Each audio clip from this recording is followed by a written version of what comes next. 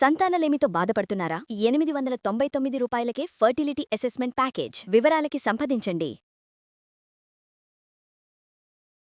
జై శ్రీకృష్ణ. ఆండాల్ తిరువడిగళే శరణం. ఈరోజు 2 పాసురాలు శాత్తుమరై పాసురాలు అని అంటారు. మంగళాశాసన పాసురాలు.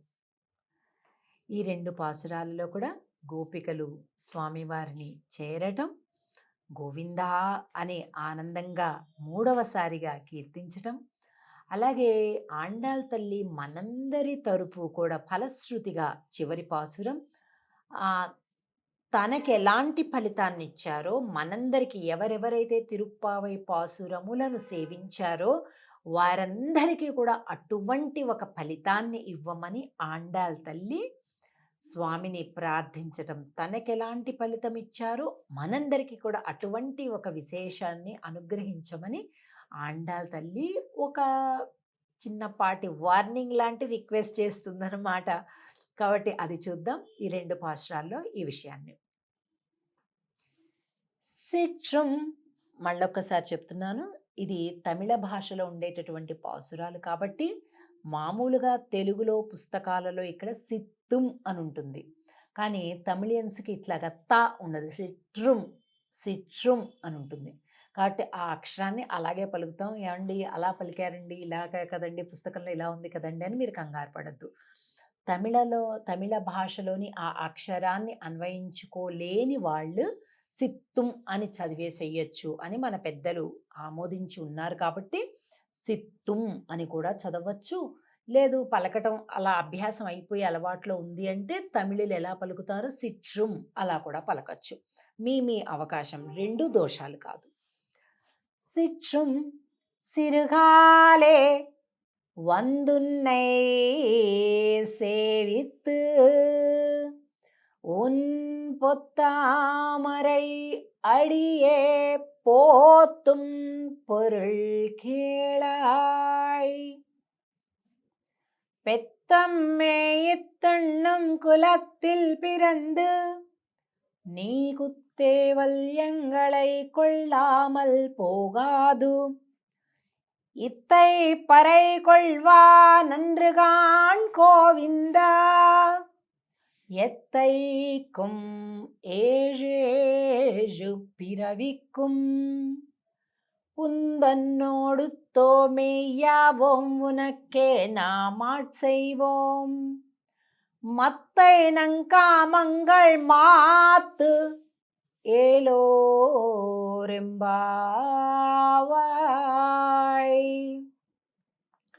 సిట్రం సిరుగాలే, చాలా తెల్లవారుజామునే సిట్రం సిరుగాలే వందు ఉన్నై సేవిత్తు, లేచి వచ్చి.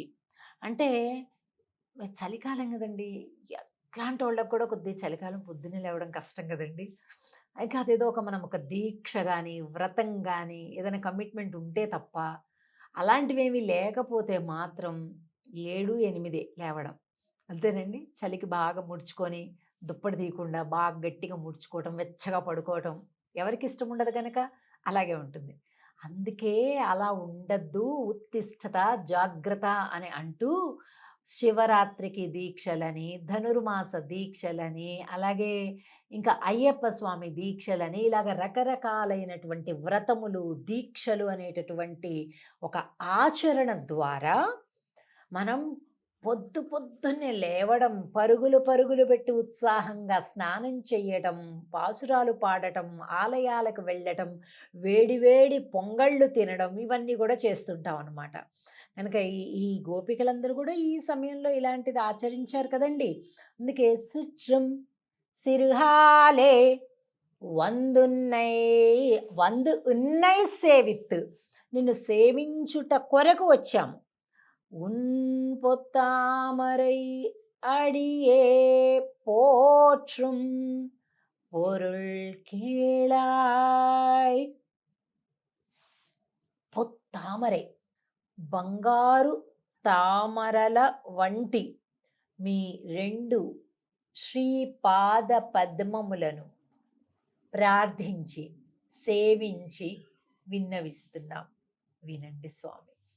అంటే స్వామి యొక్క తిరువడి తామరలు అంటారు. అంటే స్వామి యొక్క శ్రీపాదములు అన్నమాట. ఆ శ్రీపాదములు తిరువడి తామరలను సేవిస్తున్నాం.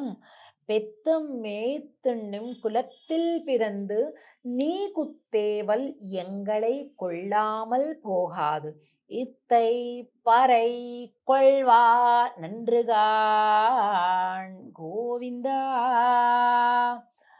ఇది ఆ గోవింద పరై అనేటటువంటి వాయిద్యాన్ని నీ దగ్గర తీసుకువెళ్ళటం కొరకు వచ్చాను స్వామి అని. మీరు ఒక విషయం గమనించి ఉంటారు.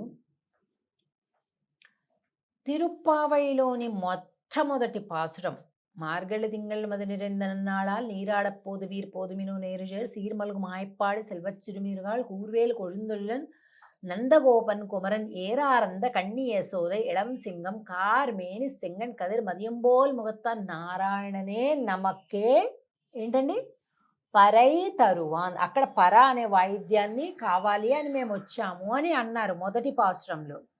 ఇప్పుడు ఇది చివరి పాసురం, ఇంచుమించుగా చివరి పాసురం. ఇంకా ఫలశ్రుతి కాకుండా ఫలశ్రుతి ఒకటే ఉంది పాసురం. ఇక్కడేమంటున్నారు చూడండి. ఎత్తై పరై కొల్వానన్రుగాన్ గోవింద, నువ్వు అనుగ్రహించినటువంటి పర అనేటటువంటి వాయిద్యాన్ని అడగటానికి వచ్చాము అంటున్నారు. మరి వ్రతం అయిపోతుంటే వీళ్ళు నిజంగా పర అనే వాయిద్యం కోసమే వచ్చి ఉంటే ఈ పాటికి ఇచ్చేసి ఉండాలి కదా కదండి. కానీ కాదు, ఏదో ఒక వ్రత సాధనము అని ఒక వంక పెట్టొచ్చారు వీళ్ళు. నిజం కాదది. వ్రత సాధనము అయినటువంటి పర అనే ఒక నెపంతో వచ్చారు స్వామి దగ్గరికి. ఎత్తైకుం ఏజేజు పిరవిక్కుం ఉందన్నోడు ఉత్తమే యావోం ఉనక్కే నా మాట చేయవోం. స్వామి, నువ్వు కాదన్నా మేము నీ సొత్తు కాకుండా పోతావా? మేము కాదన్నా నువ్వు మా స్వామివి కాకుండా పోతావా? కదండి. ఇప్పుడు చూడండి, ఏ బంధమైనప్పటికీ కూడా తెగిపోయింది అంటారు. తెగిపోవడం అంటే ఎలా తెగిపోతుందండి? ఉదాహరణకి సాధారణంగా మనం వినే మాట, భార్యాభర్తలు బంధం తెగిపోయింది అంటారు. విడాకులు ఇచ్చేస్తే తెగిపోయినట్లు అంటారు సంబంధం. ఎలా తెగిపోతుందండి? అదో కాగితం ముక్క. కానీ ఆ వివాహం అవ్వటం, ఆ అగ్ని సాక్షిగా వివాహం అవ్వటం, ఆ ఇద్దరు కూడా ఒకటవ్వటం, ఆ ఇద్దరు కలిపి చేసినటువంటి జీవన సంసారం, వాళ్ళకు గుర్తుగా పిల్లలు, ఏవి కాదనగలం? ఈ పేపర్ తోటి అవన్నీ మారిపోతాయండి? ఊరికే ఇదొక సిస్టమ్ అంతే. ఈ కాగితంతో రేపటి నుంచి ఆ హక్కులు ఉండవు ఒకళ్ళ మీద ఒక్కొక్కళ్ళనే తప్ప. మా గడిచింది ఎట్లా పోతుంది? పోదు కదా. అలాగా ఒక భార్యాభర్తల బంధం మధ్యలో, ఎందుకంటే కొంత వయసు వచ్చాక కలిసినటువంటి బంధం. అలా కాకుండా ఇప్పుడు తల్లిదండ్రులు, ఆస్తులు, గొడవలు, ఈ విషయంలో కూడా చిచ్చి అసలు నువ్వు మా అమ్మవే కాదు, నువ్వు మా నాన్నవే కాదు అంటారు. ఎలా కాకుండా పోతారండి? వీళ్ళు అన్నంతలో కాకుండా పోతారా? వాళ్ళు నవమాసాలు మోసి కని పెంచి చేసింది మొత్తం అంతా అల్లడి అయిపోయింది కదా. దాన్ని నువ్వు ఇప్పుడు కాదంటే, ఇప్పుడు నువ్వు మళ్ళీ కాదు అనాలంటే మళ్ళీ నువ్వు పొట్ట లోపలికి వెళ్ళిపోయి మళ్ళీ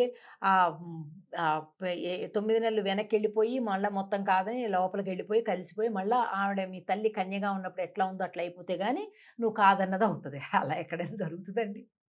ఎక్కడ జరగదు. అంటే ఈ ఊరికే మనిషి ఒక అజ్ఞానంతోటో క్రోధంతోటో బంధాలను తెంపుకుంటానికి ఏదో అంటాడే తప్ప బంధాలు తెగవండి. అయిపోయింది ఏదో అయిపోయింది. అయితే ఈ లోకంలో ఉండేటటువంటి ఈ సంబంధం, ఈ కొంత జీవితం ఇదే తెంచుకోలేమే. మరి నువ్వు కుక్కగా పుట్టినా, నల్లిగా పుట్టినా, పిల్లిగా పుట్టినా, పందిగా పుట్టినా, దేవుడిగా పుట్టినా, దేవతగా పుట్టినా, మనిషిగా పుట్టినా, నువ్వు ఎలా పుట్టినా నీ లోపల ఉండి తానే నియమిస్తూ నడిపిస్తూ కర్మాలను రాస్తున్నాడే పరమాత్మ. కర్మలకు తగిన ఫలితాలను ఇస్తున్నాడే, అంతర్యామిగా ఉండి నిన్ను నిలబెడుతున్నాడే. మరి ఆయన నేను వేరు, ఆయన లేకుండా నేనుంటా, మేము విడిపోయాం, భగవంతుడికి నాకు ఎటువంటి సంబంధం లేదు అని అంటే అవుతుందా అండి? అవ్వదు. అందుకే చెప్తుంది, ఏజేజు పిరవిక్కుం, నీకు మాకు ఉండే సంబంధం ఎన్నెన్ని జన్మలున్నా కూడా తెగిపోవట్లేదు. మత్తైన ఇంకేమన్నా ఉంటే కోరికలు కోరుకోండమ్మా అంటున్నాడు ఆయన. ఏమంటున్నారో తెలుసా? మత్తైనం కామంగళ్ మాతు, మాకింక ఎటువంటి కోరికలు లేవయ్యా. మాకే ఉన్నాయి కోరికలు, అన్నీ ఉన్నాయి. ఏమన్నా లేకపోతే కదా కోరిక కావాలనిపించేది. మాకేమీ లేవు కోరికలు. నిన్ను దర్శించటం, నిన్ను పూజించటం, నిన్ను సేవించటం, నీతో మాట్లాడటం, ఇంతే. ఇదే కోరిక, అదైపోయింది, ఇంకేం అక్కర్లేదు అంటున్నాడు. ఇది గోపికల యొక్క భక్తి. ఇక తర్వాత ఉండేటటువంటి 30వ పాశురాన్ని, ఇప్పుడు 29 చెప్పుకున్నాం. ఫలశ్రుతి 30వ పాశురాన్ని కూడా ఇదే రోజు, ఈ రోజే విన్నపం చేసుకుంటాం. దాన్ని కూడా చూద్దాం. జై శ్రీకృష్ణ. ஆண்டாள் திருவடிகளே சரணம்.